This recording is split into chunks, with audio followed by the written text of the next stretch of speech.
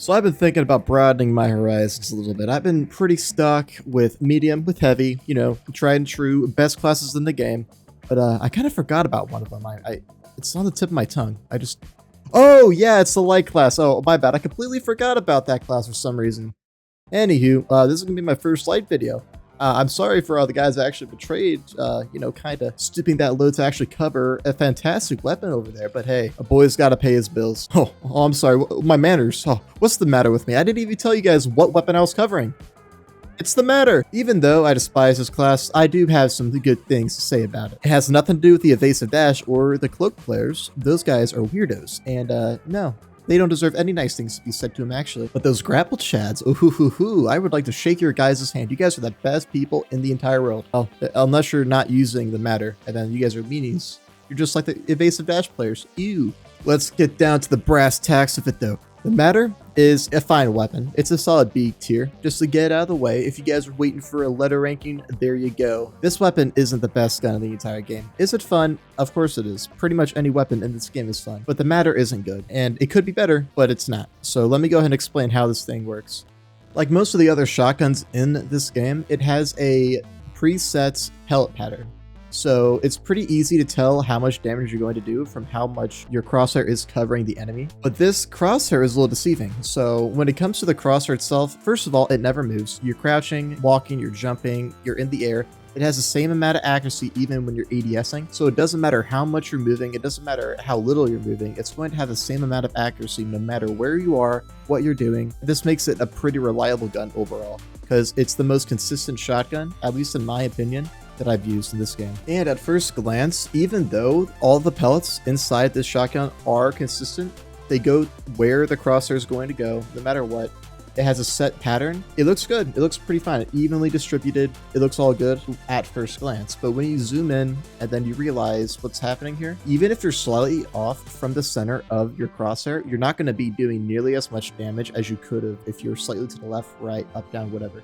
If you're barely hitting them, like let's say half of the body, it's on the left side of the body, you're hitting like half the pellets you need. Like that's barely anything. You have to have the entire crosshair on the character to do any meaningful damage, which is why I think this gun's kind of deceiving at first glance if you haven't really studied it as much as I have, just trying to figure out how this weapon works, how to get better at it. If you're slightly off, you do no damage. So if you're missing, even by the slightest bit off the center of the rectal, you are missing out on a lot of damage and most likely a fight as well, because each pellet doesn't do a lot of damage. Each pellet does about 11 damage each. Well, not about, it does exactly 11 damage each.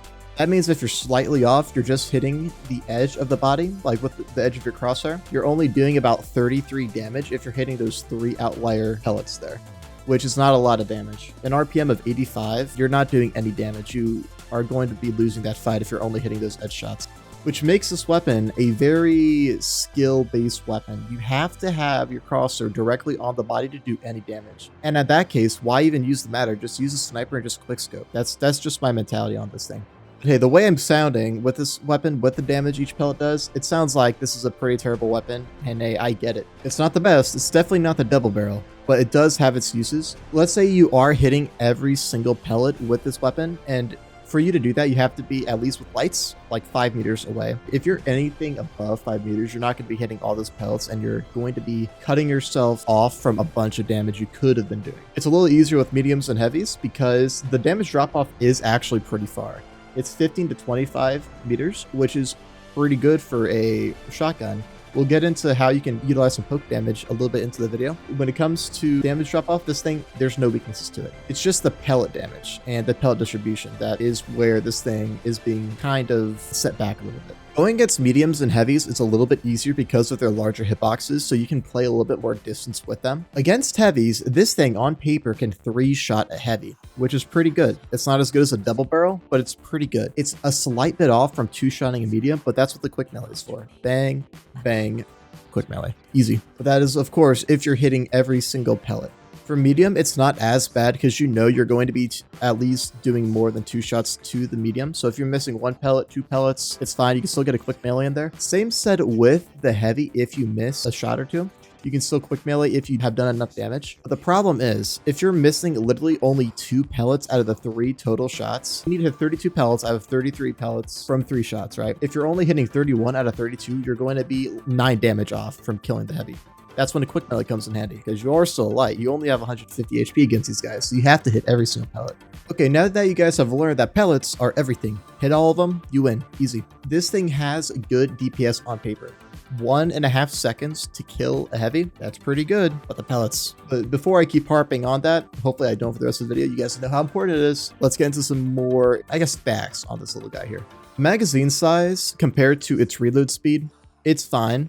When it comes to how punishing this weapon can be, not to hit shots, but to hit meaningful shots, only 8 shots with a reload time, it's kind of not good. So 8 shots is definitely enough to kill, honestly, just team wipe a team. If it's a medium comp or a light, just much light players, you can easily team wipe them with 8 shots. With the reload speed, the empty reload, you will find yourself using every single round in the magazine.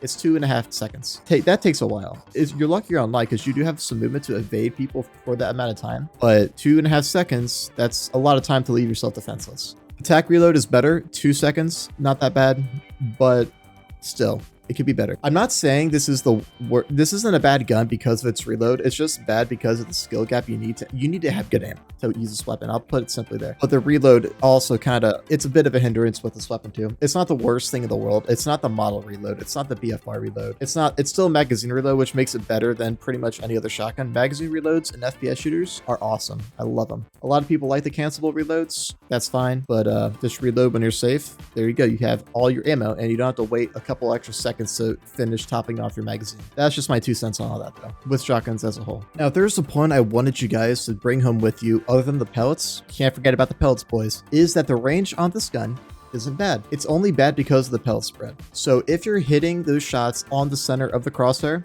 let's say you're 10 meters away, you're not quite as far where the damage drop off is. It doesn't really matter if they nerf it down to 10 meters. That doesn't really matter to me because I don't really see myself using this thing past 10 meters, at least in a meaningful way. This thing doesn't do the worst damage in the world. It does about 2 bars. If you're hitting at least 5 or so pellets, that isn't the worst thing in the world. I've seen worse. The double barrel, we don't even talk about the double barrel on this channel actually, so never mind. You hit about 5 pellets, you do about 50 damage, which is good.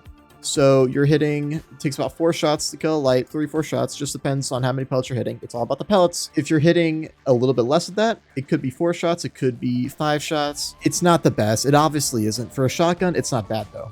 So if you're scared of using it at a distance, any amount of damage helps, especially if you're playing with your team. Because who knows, that little bit of damage might actually make you win the game. You never know. I say the best range, I should say, with this gun is around 3 to 7 meters. Not too close to where the double barrel is absolutely going to decimate you if you don't play around them right. With a medium, it's like 5 meters. With a heavy, it's around 7 meters. Lights, you want to be careful with them. If they have a double barrel, just treat them like you're like a mile away, right? The good thing about lights is you can still hit every single pellet and then do a quick melee combo on them. That's good. But a double barrel can one-shot you, and a one-shot means no reaction time. So treat them how you will, but I would be careful around them. But this shotgun here is a very fun weapon to use. It's my favorite weapon on the light class. Really the only weapons I use on the light class is the Matter and the Sniper, and sometimes the ARN if I want to beam somebody from a mile away. They're all good weapons, but I'm not a light player. I want to use what's fun, and I think the Matter's fun. So if you're skeptical of trying light out, I did have a poll a while ago where people, like all the classes, the medium class was the most picked, and the light class had about like 20%, like 500 votes, something like that. If you guys haven't tried it out, try it out with the grapple. The grapple's a lot of fun. It makes you feel like Pathfinder from Apex, but a little better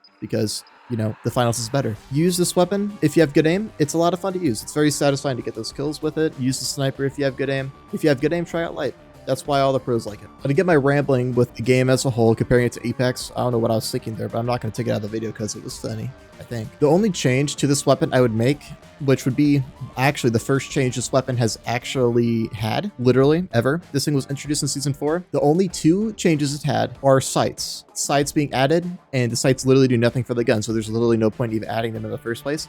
This thing hasn't had a nerf, a buff, a tune, literally anything since Season 4, which I think is kind of weird. It doesn't really matter though. This thing still hits pretty hard. If they're ever going to change the Matter in any way, this is how I would do it.